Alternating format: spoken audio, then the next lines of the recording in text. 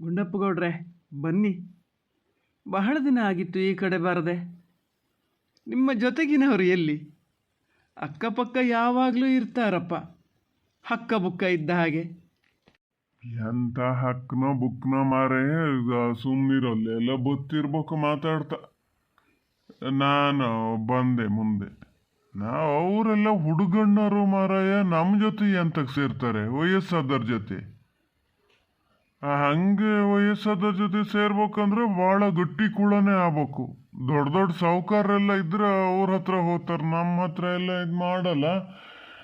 ಈಗ ಎಂತ ಕುಡಿಯೋಕೆ ಅಂತ ಅದೇ ಹೇಳ, ಅವ್ರು ಎಂತಾರು ಮಾಡ್ಕೊಂಡ್ಲಿ, ಇಷ್ಟೊತ್ತಿಗಾರು ಬರಲಿ. ಯಾಕೋ ಸ್ವಲ್ಪ ಸಿಟ್ಟು ಬಂದಾಗಿದೆಯಲ್ಲ.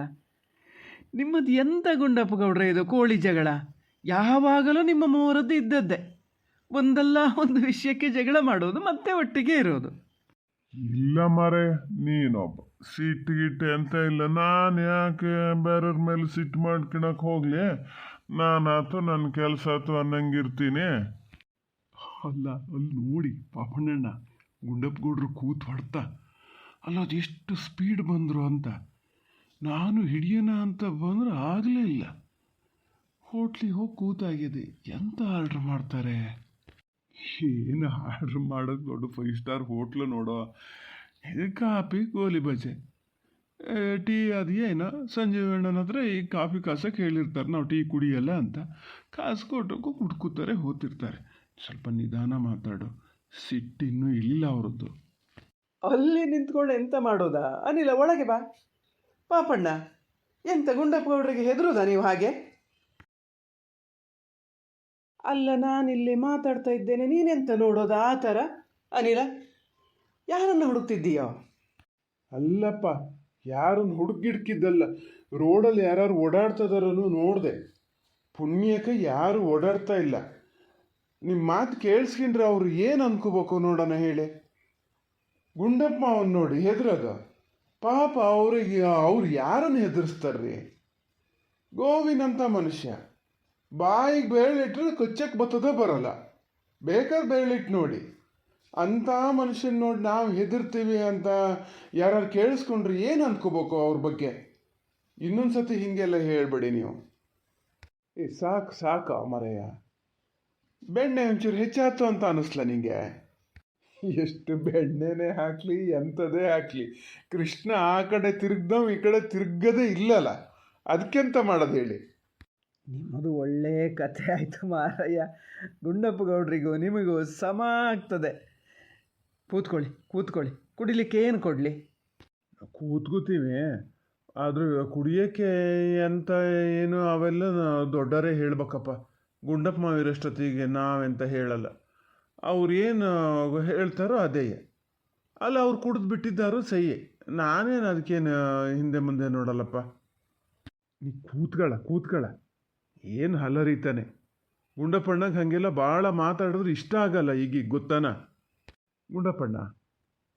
ಎಂತಾರು ಹೇಳಿರ? ಅಲ್ಲ ಸಂಜೀವಣ್ಣ, ಹೇಳೋದು ಎಂತಂದರೆ ನಾವು ಹೆಂಗೋ ಕಾಫಿನೇ ಕುಡಿಯೋದು ಗೊತ್ತಲ್ಲ ನಿಮಗೆ.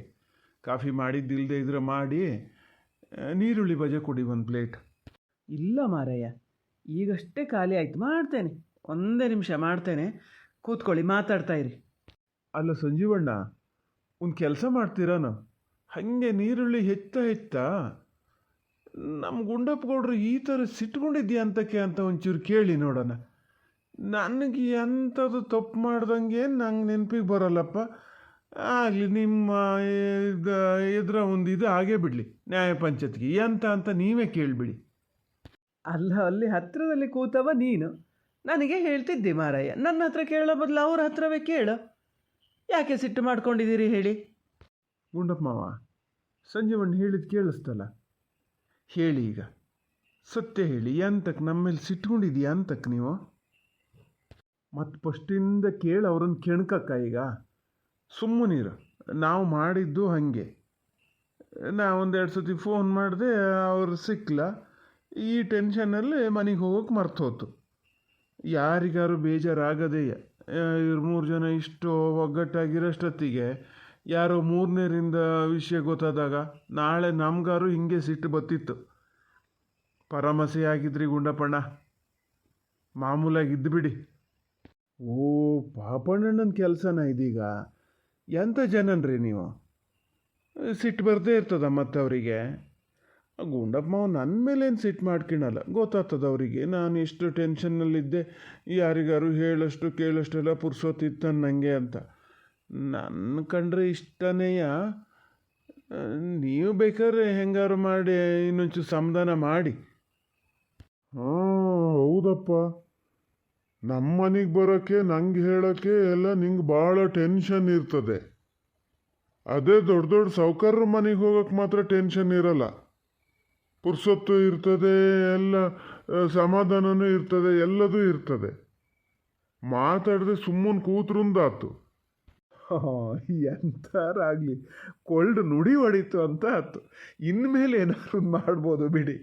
ಹಾಂ, ನಿಮ್ಮ ದಾರಿಗೆ ಬರೋಣ ಗುಂಡಪ್ಪ ಮಾವ. ನನ್ನ ಮೇಲೆ ಸಿಟ್ಟ ನಿಮಗೆ? ನೀವೀಗ ಹೇಳಿದ್ರಲ್ಲೇ ಗೊತ್ತಾಗ್ತದೆ ನನ್ನ ಮೇಲೆ ಸಿಟ್ಟು ಅಂತ. ನಾ ಎಲ್ಲಿ ರಘುವೀರ್ ಮಾವ್ರ ಮನೆಗೆ ಹೋಗಿನಿ ಗುಂಡಪ್ಪ ಮಾವ? ನಾವು ಹೋಗಿ ನಾನು ಕೇಳಿ, ಇಲ್ಲಿ ಕೂತಾರಲ್ಲ ಪಾಪಣ್ಣಣ್ಣ, ಅವ್ರನ್ನೇ ಕೇಳಿ. ನಾನೇನಾರು ಹೇಳಿದ್ನ ರಘುವೀರ್ ಮಾವಗೆ? ಅವ್ರ ಮನೆಗೆ ಹೋಗಿದ್ನ?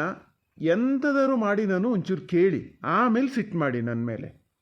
ಅಮ್ಮನ ಫೋನ್ ಬಂದಕ್ಕೂ ಒಂದೇ ಉಸ್ರಿಗೆ ಮನೆಗೆ ಹೋದಂಗೆ ಹೋಗಿನಿ ನಾನು. ನಾ ಮನೆಗೆ ಹೋದ್ಮೇಲೆ ರಘುವೀರ್ ಮಾವ ಬಂದ ಮೇಲೆ ಗೊತ್ತು ಅವ್ರಿಗೆ ವಿಷಯ ಗೊತ್ತಾಗಿದೆ ಅಂತ. ಹೇಳಿದ ಪಾಪಣ್ಣಣ್ಣಂತೆ. ನೀವು ನೋಡಿದ್ರೆ ನನ್ನ ಮೇಲೆ ಸಿಟ್ಟು ಮಾಡ್ತಾ ಇದ್ದೀರಿ. ಅಲ್ಲ, ಸಾವ್ಕಾರರ ಮನೆಗಾದರೂ ಹೋದರೆ ನೀವು ಸಾವ್ಕಾರಲ್ಲ ಅಂತ ನಿಮ್ಗೆ ಹೇಳಿದ್ಯಾರ? ಯಾರು ಹೇಳಿದ ಗುಂಡಪ್ಪ ಮಾವ? ಸಾವ್ಕಾರಕ್ಕಿಗೆ ನಿಮ್ಗೇನು ಕಡಿಮೆ ಆಗಿದ್ರಿ? ಇದು ಮಾತಂದರೆ ಮಾತು ಅನಿಲ. ಅನಿಲ ಹೇಳುವುದು ಸರಿಯೇ ಉಂಟು ಗುಂಡಪ್ಪ ಗೌಡ್ರೆ. ನೀವೇನು ಸಾವುಕಾರಲ್ವಾ? ಪಾಪಣ್ಣಣ್ಣ, ಮಾತಾಡ್ರಿ. ಮಾಡೋದೆಲ್ಲ ಮಾಡ್ಕೊಂಡು ಸುಮ್ಮನೆ ಕೂತೀರಿ ಅಲ್ಲ. ಈಗ ನಾನು ಹೇಳೋದು ಸುಳ್ಳು ಅಂದ್ಕೋತಾರೆ ಗುಂಡಪ್ಪ ಮಾವ. ಯಾರು ಹೇಳಿದ್ರು ಬಿಟ್ಟರು ನಂಗೆ ಗೊತ್ತಾಗ್ತದೆ ಸುಳ್ಳು ಯಾವುದು ಸತ್ಯ ಯಾವುದು ಅಂತ. ನೀನಿಗೆ ಹೇಳಿದ ಕೂಡಲೇ ನಾನು ನಂಬಿಡ್ತೀನಿ ಅಂತ ಮಾಡ್ದ. ಅಯ್ಯೋ ಗುಂಡಪ್ಪ ಮಾವ, ನಾ ಈಗ ಏನು ಮಾಡಲಿ, ನಿಮ್ಮನ್ನು ಹೆಂಗೆ ನಂಬಿಸ್ಲಿ ಹೇಳಿ? ಹನುಮಂತನ ಹಾಗೆ ಎದೆ ಬಕ್ಕೋಣಕ್ಕಾಗಿದ್ರೆ ಬಕ್ಕೊಂಡೇ ಬಿಡ್ತಿದ್ದೆ. ನಿಮಗೆ ಕಾಣ್ತಿತ್ತು ಗುಂಡಪ್ಪ ಮಾವ ಅಂತ ಅದು ಹೊಡ್ಕೋತಿರ್ತಿತ್ತು ಒಳಗೆ, ಗೊತ್ತಾನ? ಮಾರಾಯ, ನಿಂಗೂ ಅವರಿಗೂ ಸರಿ ಆಗ್ತದೆ ಅಲ್ಲ. ಗುಂಡಪ್ಪ ಮಾವ ಅಂತ ಹೊಡ್ಕೊಂಡ್ರೆ ಹಂಗಾರೆ ಪಲ್ಲವಿ ಅಂತ ಎಲ್ಲಿ ಹೊಡ್ಕೊತಾ ಇದೆಯಾ ನಿಂಗೆ? ಎಲ್ಲಾರಾದ್ರೆ ಆದರೆ ಹೇಳ್ಗಿಳಿಯ, ಮತ್ತೇನಿಲ್ಲ. ಯಾಕೆ ಮದುವೆ ಆದ ಕೂಡಲೇ ಏನು ಎದೆಲ್ಲಿ ಬರೀ ಹೆಂಡತಿ ಹೆಸರು ಮಾತ್ರ ಹೊಡ್ಕೊತಿರ್ಬೇಕಾ? ಹಂಗಾರೆ ಈಗ ನಿಮ್ಮ ಎದೆ ಮುಟ್ಕೊಂಡು ನೋಡ್ಕೊಳ್ಳಿ, ನಾವು ಶಾರದಾ ಅಂತ ಹೊಡ್ಕೊತಾ ಇದೆಯಾ? ಹೇಳಿಬಿಟ್ರು. ಯಾರು ಹತ್ರದವ್ರು ಇರ್ತಾರೋ ಅವರನ್ನೇ ಯೋಚನೆ ಮಾಡ್ತಿರ್ತದೆ, ಅದೇ ಥರ ಹೊಡ್ಕೊತಿರ್ತದೆ, ಗೊತ್ತಾನ? ಸದ್ಯಕ್ಕೆ ನಂಗೀಗ ಗುಂಡಪ್ಪ ಮಾವನೇ ಎಲ್ಲದು, ದೇವರು ದಿಂಡ್ರು ಸರ್ವಸ್ವನು. ಈಗ ಅವರೊಂದು ನಗಡ್ತಾ ನನ್ನ ಹತ್ರ ಮಾತಾಡಿ ಇಲ್ಲ ನಿಂದೇನು ತಪ್ಪಿಲ್ಲ ಅಂದ್ಬಿಟ್ರೆ ಸಾಕು, ಅಲ್ಲಿ ತನಕ ಅವ್ರ ಹೆಸರೇ ಹೊಡ್ಕೊತಿರೋದು ನೋಡಿ. ಬೇಕಾರೆ ಮಧ್ಯಾಹ್ನ ಏನಾರು ಎದೆ ಹೊಡ್ಕೊಂಡು ಸತ್ಗಿತ್ತು ಹೋದ್ರೆ ಅವರೇ ಜವಾಬ್ದಾರರು. ಏನು ಮಾಡೋದು? ಒಳ್ತು ಅನ್ನ ತಪ್ರಕ್ಕಿ ಕೊಟ್ಬಿಟ್ಟನೀಗ ಅಲ್ದೆ ಹೋಗಿದ್ದು ಮಾತಾಡ್ತಾ ಇದ್ರೆ. ಹಾಂ, ನೋಡು, ಇದು ಪ್ರೀತಿ ವಿಶ್ವಾಸ ಅಂದರೆ ಇದು ನೋಡು ಅನಿಲ. ಇಷ್ಟೊತ್ತು ಸುಮ್ಮನೆ ಇದ್ದ ಗುಂಡಪ್ಪ ಗೌಡ್ರಿಗೆ ನೀನು ಹಾಗೆ ಹೇಳೋದಕ್ಕೂ ಎಷ್ಟು ಬೇಗ ಬೇಸರ ಆಗಿ ಹೋಯ್ತು. ಹೇಗೆ ಮಾತಾಡಿದ್ರು ನೋಡು. ಇದಕ್ಕೆ ಒಂದು ಬಾಂಧವ್ಯ ಅನ್ನುವುದು ಇದಕ್ಕೆ. ಸಣ್ಣ ಪುಟ್ಟ ಮಾತುಗಳು ಬರ್ತವೆ ಹೋಗ್ತವೆ, ಗೊತ್ತಾಗದೆ ಕೆಲವೊಂದು ತಪ್ಪುಗಳು ಆಗ್ಬೋದು, ಮತ್ತೆ ಅದನ್ನು ಸರಿ ಮಾಡಿಕೊಂಡ್ರೆ ಆಯಿತು.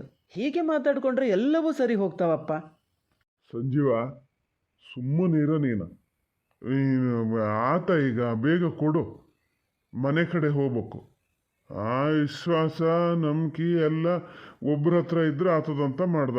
ಎಲ್ಲರ ಮನಸ್ಸಲ್ಲೂ ಹಾಗೆ ಇರಬೇಕು. ನಾನು ಒಟ್ಟು ಯಾರ ಜೊತೆನೂ ಹೋಗದೆ, ಈಗ ವಯಸ್ಸಲ್ಲಿ ಅಷ್ಟು ಸಣ್ಣವಾದರೂ ಅವ್ರ ಜೊತೆನೇ ಇದ್ದು ಏನೊಂದಾದರೂ ನಮ್ಮನೆಲ್ಲಾದರೂ ಅವ್ರಿಗೆ ಗೊತ್ತಿರ್ತದೆ. ಆದರೆ ಅವ್ರ ಮನೇಲೆಲ್ಲಾದರೂ ನಂಗೆ ಹೇಳಲ್ಲ, ಸಾವ್ಕಾರ ಮನೆಗೆ ಹೋಗ್ತಾರೆ. ಮತ್ತೆ ಅದೇ ಮಾತು ಎಂತ ಹೇಳೋದು ಗುಂಡಪ್ಪ ಗೌಡ್ರೆ? ಎಲ್ಲಿ ಹೋಗ್ತಾರೆ ಸಾವುಕಾರರ ಮನೆಗೆ? ಯಾರು ಸಾವುಕಾರರು? ನೀವು ಸಾವುಕಾರರೇ ಅಲ್ವಾ? ನಾನು ಸಾವುಕಾರ್ಕಿಗೆ ಹೋದವ ಬಾರ. ಯಾವಾಗ ನೋಡಿದ್ರು ಒಂದು ಪವಣಿ ಕಾಳು ಮನೇಲಿ ಇರಲ್ಲ. ಅದು ಗೊತ್ತಾಗ್ಯದೆ, ಅದಕ್ಕೆ ಅಷ್ಟು ಸಸಾರ ಮಾಡೋದು ನನ್ನ.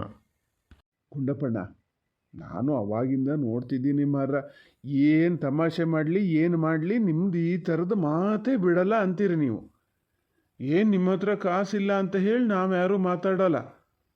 ನಮಗೀಗ ಮೈಸೂರು ಮಹಾರಾಜರು ಹೋಗೋಷ್ಟೊತ್ತಿಗೆ ಅರ್ಧ ಭಾಗ ನಮ್ಮನೆಗೆ ತಂದು ಕೊಟ್ಟು ಹೋಗ್ಯಾರಲ್ಲ. ಇಲ್ಲದೆ ಹಂಗಾಗಿ ನಿಮಗಿದ್ದರು ಕಣಿ ಕಾಣಲ್ಲ ನಮಗೆ. ಏನು ಗೊತ್ತಿದ್ದು ಮಾತಾಡ್ತೀರ್ರಿ. ಗೊತ್ತಿ ಹೇಳ್ಬಿಡಿ ಮಾರ. ಆ ಯದುವೀರ ಯಾರೋ ಅವ್ರು ಬಂದಾರೋ ಕಡಿಕೆ, ಎಲ್ಲಿಟ್ಟು ಹೋಗ್ಯಾರ ನಮ್ಮಪ್ಪ ಕೊಡಿ ಅಂತ. ಎಲ್ಲಿಂದ ಕೊಡೋದ? ಕೊಲ್ಲಳು ತೆಗೆದು ಕೊಡ್ಬೇಕೇನ? ನೀವು ಯಾಕೆ ಹೇಳಲ್ಲ ಅವರಿಗೆ? ಏನಾಯ್ತು ಅದನ್ನು ಹೇಳಿ. ಸಮಾಧಾನ ಆತದ ಅವರಿಗೂ. ಅವ್ರೇನು ಮನುಷ್ಯರಲ್ಲ, ಗೊತ್ತಾಗ್ತದ ಅವರಿಗೆ. ಏನಿಲ್ಲ ಕಣ್ರಿ ಗುಂಡಪ್ಪಣ್ಣ, ನಿಜವಾಗ್ಲೂ ನಾನು ನಿಮಗೆ ಫೋನ್ ಮಾಡಿದೆ. ಫಸ್ಟು ಫೋನ್ ಮಾಡಿದ್ದೆ ನಿಮಗೆ. ನಿಮ್ಮನೆಗೆ ಫೋನ್ ಬರಲ್ಲ. ಆಮೇಲೆ ರಘುವೀರಣ್ಣಂಗೆ ಮಾಡಿದೆ. ಆ ಟೆನ್ಷನ್ನಲ್ಲಿ ಏನು ಮಾಡಬೇಕು ಅಂತಲೇ ಗೊತ್ತಾಗ್ತಿರಲಿಲ್ಲ, ಗೊತ್ತಾನೋ. ಆವಾಗ ಟೆನ್ಷನ್ನು ಎಲ್ಲ ಇತ್ತು ಅಂತ ಮಾಡೋಣ. ಆಮೇಲೆ ಮಾರನೇ ದಿವಸ ಬೆಳಗಾದ ಮೇಲೆ ನಾನು ಬಿದ್ದೀನಿ ಅಂತ ನೆನಪಾಗ್ಲನ ನಿಂಗೆ? ಅದೇಯ್ಯ, ನೋಡಿ ಅವ್ರಿಗೆ ಕೇಳ್ತಾರಲ್ಲ, ಉತ್ತರ ಕೊಡಿ. ಅವ್ರು ಕೇಳಿದ್ರಲ್ಲಿ ತಪ್ಪೇನದೆ? ಮಗನೇ, ಇಲ್ಲಿ ಜಾಡ್ಸು ಹೋದ್ರು ಗಾಡಿ ಗಂಟಿಗೆ ಬಿದ್ದಿರ್ಬೇಕು. ಸುಮ್ಮನೆ ಕೂತ್ರಾತು ನೋಡೀಗ. ಹಾಂ ಹಂಗೆ ಓದಿಯಕ್ಕಿಲ್ಲ ಅದರ ನನ್ನ ಪರ ಗುಂಡಪ್ಪಮ್ಮ. ನೀವು ಹೆಂಗೆ ಓದಿತೀರಿ?